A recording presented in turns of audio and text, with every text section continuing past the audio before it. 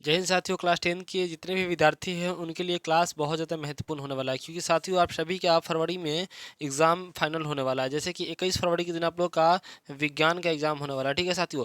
जिसमें आप लोग को देखिए समय की बात करें तो 2 घंटा 45 मिनट मिलने वाला है। अब विषय कोड आपका एच रहने वाला है, ऐसे करके, ठीक है ना साथियों। आप लोग का पूर्ण देखिए, आप लोग का टोटल मार्क्स जो है 80 नंबर का एग्जाम होने वाला है, और यहाँ पर देखिए विषय कोड भी दिया रहेगा साथियों, ठीक है ना। तो कुछ इसी तरीके का हूबहू आपको देखने को मिलेंगे फाइनल बोर्ड एग्जाम में साथियों, ठीक है ना। तो आज के सेशन में हम लोग 80 ऑब्जेक्टिव क्वेश्चन को करेंगे, जो आपके matric board final board exam के लिए बहुत ज़्यादा महत्वपूर्ण होने वाले हैं। तो क्लास को एंड तक जरूर देखिएगा, और एंड में आपको कमेंट सेक्शन में बताना है कि आपने कितना क्वेश्चन को पहले से आपको याद था, ठीक है ना। तो स्टार्ट करते क्लास को, सभी क्वेश्चन को जो है गौर से देखिएगा। सबसे पहला क्वेश्चन देखिए, आपको सबसे पहले हम बता देना चाहते हैं कि आपको देखिए प्रश्न संख्या 1 से 80 तक प्रश्नों में से केवल 40 प्रश्नों का उत्तर देना होता है, ठीक है ना साथियों। यानी कि आपको क्वेश्चन मिलेगा 80 को, आपको 40 प्रश्नों का उत्तर सही सही देना होगा, ठीक है ना। हालांकि मैं इस वीडियो में आप लोगों को, इस क्लास में आप लोगों को 80 का 80 क्वेश्चन का आंसर मैं बताने जा रहा हूँ, ठीक है ना। तो स्टार्ट करते हैं क्लास को। सबसे पहला क्वेश्चन देखिए, प्रश्न संख्या 1 है कि उत्तल दर्पण में आवर्धन का महत्तम मान कितना होता है। तो साथियों याद रखिएगा, उत्तल दर्पण में आवर्धन का जो महत्तम मान होता है साथियों, ये आपका हो जाता है 1/2, ठीक है ना। चलिए साथियों अगला क्वेश्चन देखिए। साथियों अगला क्वेश्चन दूसरा नंबर क्वेश्चन है कि प्रकाश संश्लेषण के लिए दृश्य प्रकाश स्पेक्ट्रम का सबसे प्रभावी रंग है। तो सबसे प्रभावी साथियों रंग जो हो जाएगा ना, ये आपका हो जाएगा लाल साथियों, याद रहेगा लाल। अगला क्वेश्चन देखिए साथियों, अगला क्वेश्चन आपका 3 नंबर, किस युक्ति में विभक्त वलय दिक् परिवर्तन का कार्य करता है साथियों। तो याद रखिएगा कि किस युक्ति में जो है विभक्त जो है विलय जो है दिक् परिवर्तन का कार्य करता है। तो याद रखिए इस प्रश्न का सही आंसर हो जाएगा विद्युत मोटर साथियों, ठीक है ना, विद्युत मोटर। अगला क्वेश्चन देखिए, अगला क्वेश्चन 4 नंबर क्वेश्चन है कि प्रतिरोधों के एक संयोजन में से एक प्रतिरोध हटा लेने पर जो है कुल प्रतिरोध बढ़ जाता है। यह संयोजन था, यह संयोजन था किसमें का था बताइए आपको। तो देखिए इस प्रश्न का जो सही आंसर होगा, याद रखना साथियों, ये समांतर में हो जाएगा। किस में हो जाएगा साथियों, समांतर में, ठीक है ना। अगला देखिए क्वेश्चन, अगला क्वेश्चन आपका है कि नाभिकीय ऊर्जा प्राप्त करने के लिए निम्नलिखित में से कौन आवश्यक है। तो नाभिकीय ऊर्जा प्राप्त करने के लिए साथियों निम्नलिखित में कौन सा जो है आवश्यक हो जाएगा। तो याद रखना ये आपका हो जाएगा यूरेनियम। क्या हो जाएगा साथियों, यूरेनियम हो जाएगा, ठीक है ना। साथियों अगला क्वेश्चन देखिए, अगला क्वेश्चन, अगला क्वेश्चन आपका 6 नंबर क्वेश्चन को समझेंगे।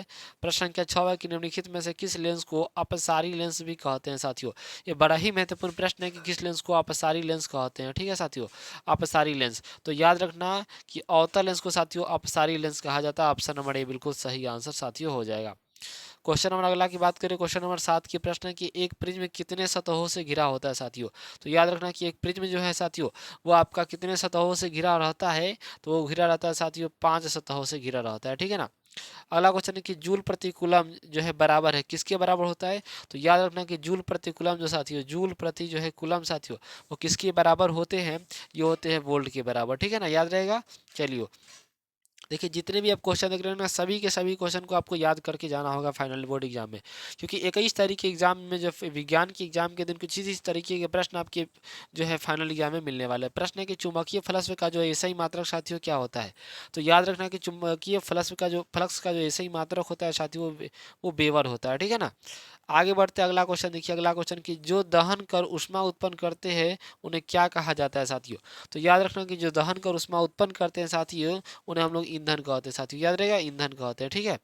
साथियों अगला क्वेश्चन देखिए, अगला क्वेश्चन आपका क्वेश्चन नंबर 11। प्रश्न है कि किस दृष्टि दोष के निवारण के लिए अवतल लेंस का प्रयोग किया जाता है साथियों। तो याद रखना कि बड़ी ही महत्वपूर्ण प्रश्न है कि किस जो है दृष्टि दोष में अवतल लेंस का प्रयोग करेंगे।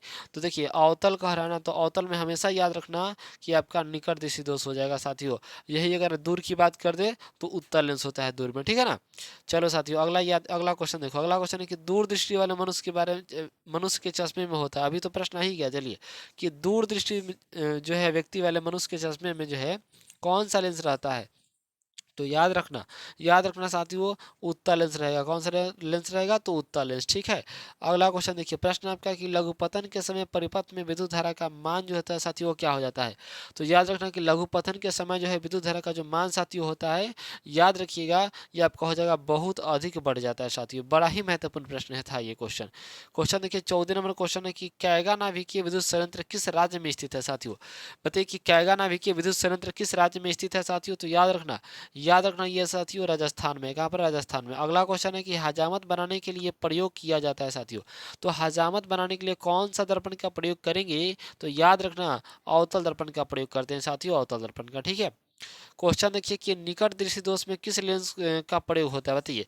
तो निकट दृष्टि दोष में किस लेंस का प्रयोग होगा, तो देखिए निकट 3 अक्षर की बीमारी में जो है 4 अक्षर का इलाज, यानी कि निकट के लिए क्या हो जाएगा साथियों, तो निकट के लिए हो जाएगा अवतल लेंस, ठीक है ना। अगला क्वेश्चन देखिए साथियों, अगला क्वेश्चन 17 नंबर क्वेश्चन आप समझते हैं। प्रश्न है कि लेंस की क्षमता का जो है एसआई मात्रक क्या होता है। तो लेंस की क्षमता का साथियों एसआई मात्रक जब पूछेगा तो याद रखना दोस्तों, याद रखना मेरे श्रेणियों कि आपका हो जाएगा डायप्टर, क्या हो जाएगा साथियों, डायप्टर हो जाएगा, ठीक है। अगला क्वेश्चन है कि प्रकाश के किरणों के समूह को क्या कहते हैं साथियों। देखिए प्रकाश के जो है साथियों किरणों के समूह को क्या कहते हैं, तो याद रखना दोस्तों कि प्रकाश के जो है किरणों के समूह को साथियों किरण पुंज कहते हैं। ये बड़ा ही महत्वपूर्ण क्वेश्चन है साथियों, सभी के सभी क्वेश्चन आप लोग याद कर लीजिएगा। प्रश्न है कि किसी माध्यम में छोटे छोटे कणों के निलंबन को क्या कहा जाता है साथियों। तो किसी माध्यम में छोटे छोटे कणों के निलंबन को साथियों याद रखना कहा जाता है आपको कोलाइडी कहा जाता है। क्या कोलाइड कहा जाता है, याद रहेगा, चलो सर याद रहेगा। प्रश्न है कि ओम के नियम निहित है, बताइए कि ओम के नियम इसमें से कौन सा फार्मूला जो है साथियों वो सही है। तो याद रखना कि आपका वी बराबर क्या होता है, आई आर होता है। वी बराबर आई आर यानी कि वी बराबर साथियों आई आर होता है। ऑप्शन नंबर बी 4 बाहुबली हो जाएगा। अगला क्वेश्चन साथियों कि विद्युत धारा की प्रबलता का जो एसआई मात्रक होता है वो क्या होता है। तो साथियों बताइए कि विद्युत धारा की प्रबलता का जो साथियों एसआई मात्रक होता है वो क्या होता है। तो याद रखना साथियों विद्युत धारा की प्रबलता का एसआई मात्रक एम्पियर हो जाएगा। बहुत अच्छा। अगला क्वेश्चन है कि विद्युत धारा उत्पन्न करने की युक्ति को क्या कहते हैं, बताइए। जो विद्युत धारा उत्पन्न करे उस युक्ति को हम लोग क्या कहते हैं साथियों। तो याद रखना जनित्र कहते हैं, याद रहेगा ना जी, जनित्र कहते हैं। चलिए बहुत अच्छा। अगला क्वेश्चन, निर्गत किरण और अभिलंब के बीच के कोण को साथियों क्या कहते हैं, बताइए। निर्गत किरण और अभिलंब के बीच के कोण को साथियों क्या कहते हैं। तो उसको हम लोग कहते हैं साथियों निर्गत कोण, क्या कहते हैं, निर्गत कोण की, जो कि बड़ा ही महत्वपूर्ण क्वेश्चन है। प्रश्न है कि धारा मापने के यंत्र को क्या कहते हैं, बताइए। धारा मापने के साथियों यंत्र को क्या कहा जाता है। तो धारा मापने के यंत्र को साथियों आमीटर कहते हैं। क्या कहते हैं साथियों, आमीटर कहते हैं। ऑप्शन नंबर ए बिल्कुल सही आंसर। क्वेश्चन नंबर 25 नंबर की आवेश का मात्रक क्या होता है, बताइए साथियों। आवेश का जो एसआई मात्रक होता है साथियों वो क्या हो जाएगा।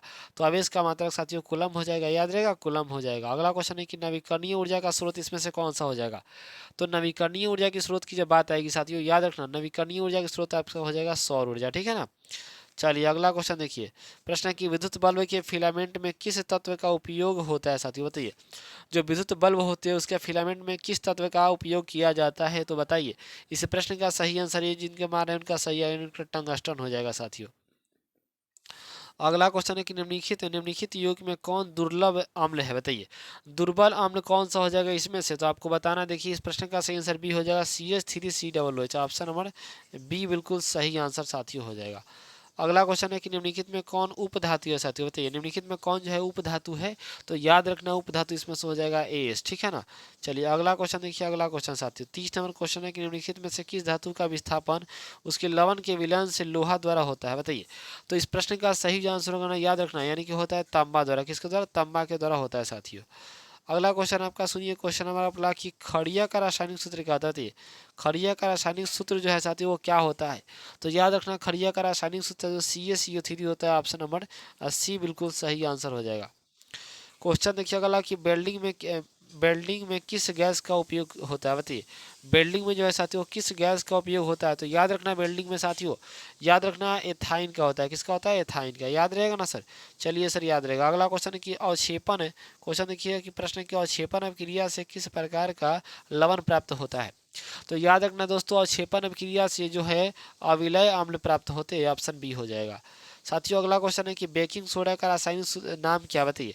बेकिंग सोडा का साथियों रासायनिक नाम पूछा जा रहा है तो याद रखना बेकिंग सोडा का रासायनिक नाम सोडियम हाइड्रोकार्बोनेट होता है, ठीक है ना। ऑप्शन नंबर बी बिल्कुल सही आंसर। अगला क्वेश्चन आपका निम्न में से कौन सा उत्पाद लेड नाइट्रेट को गर्म करने पर प्राप्त होता है। तो निम्न में से कौन सा उत्पाद है साथियों जिसको लेड नाइट्रेट पर गर्म करने पर प्राप्त होता है। तो याद रखना इस प्रश्न का सही आंसर डी हो जाएगा, यानी कि NO2O2 हो जाएगा। ऑप्शन D4 हो जाएगा, ठीक है ना। अगला क्वेश्चन निम्नलिखित में से कौन है विजातीय यौगिक है, बताइए। इनमें से कौन जो है साथियों विजातीय यौगिक है। तो याद रखना इस प्रश्न का सही आंसर ऑप्शन नंबर डी हो जाएगा। प्लास्टर पेरिस जो है साथियों इसमें से विजातीय यौगिक हो जाएंगे। क्वेश्चन निम्नांकित में किस धातु को केरोसिन में डुबा कर रखते हैं, बताइए। निम्नांकित में किस धातु को साथियों केरोसिन में डुबा कर रखते हैं। तो याद रखना इस प्रश्न का सही आंसर साथियों ऑप्शन हो जाएगा सोडियम को रखते हैं, ठीक है ना। क्वेश्चन देखिए अगला क्वेश्चन है कि कौन सा अधातु कमरे के ताप पर द्रव होता है, बताइए। कौन सा धातु है जो कमरे के ताप पर साथियों द्रव होता है? तो आपका आंसर हो जाएगा ऑप्शन यानी कि ब्रोमीन होता है साथियों। अगला क्वेश्चन बढ़े। क्वेश्चन है कि सीसा और टीन का मिश्र धातु को कहते हैं। सीसा और टीन की मिश्र धातु को साथियों क्या कहते हैं? तो याद रखिएगा उसको हम लोग कहते हैं सोल्डर, ठीक है ना। अगला क्वेश्चन देखिए, अगला क्वेश्चन 40 नंबर क्वेश्चन साथियों। क्वेश्चन है कि निम्नलिखित में से किसे चाकू से काटा जा सकता है? इसमें से किसे जो है साथियों चाकू से काटा जा सकता है? तो देखिए इसमें से लिथियम जो है ना उसे चाकू से काटा जा सकता है। अगला क्वेश्चन देखिए दोस्तों, अगला क्वेश्चन, इथिलीन में कार्बन कार्बन के बीच दो आबंध मौजूद है जिसमें जिनमें जिनमें एक सिग्मा होता है एक पाई, यानी क्या होता है? तो याद रखना इस प्रश्न का सही आंसर ऑप्शन ही हो जाएगा, यानी कि एक सिग्मा होता है एक पाई होता है, आबंध होते हैं। ऑप्शन नंबर ए बिल्कुल सही आंसर हो जाएगा। साथियों देखिए इसका पीडीएफ चाहिए ना, देखिए साथियों इसका पीडीएफ चाहिए तो आपको जो है डिस्क्रिप्शन बॉक्स में साथियों, डिस्क्रिप्शन बॉक्स में आपको जो है व्हाट्सअप ग्रुप का जो है साथियों, व्हाट्सअप ग्रुप का जो है व्हाट्सअप ग्रुप का लिंक मिल जाएगा आपको, ठीक है ना। व्हाट्सअप ग्रुप का लिंक मिल जाएगा आपको साथियों, वहाँ से ऐड हो जाइए। वहाँ पे आपको सभी के सभी पीडीएफ प्रोवाइड कर दी जाते हैं। नोट्स भी बन रहा है, शॉर्ट नोट्स, मात्र एक पेज में आप लोगों का साइंस का नोट्स बन चुका है। उसको चाहिए तो मात्र आपको 20 रुपया देना होगा, आपको नोट्स ले सकते हैं साथियों। एक पेज में आपका पूरा साइंस कंप्लीट हो जाएगा साथियों, ठीक है ना। चलिए तो मिलते हैं इसी के साथ नेक्स्ट क्लास में। सभी को जय हिंद।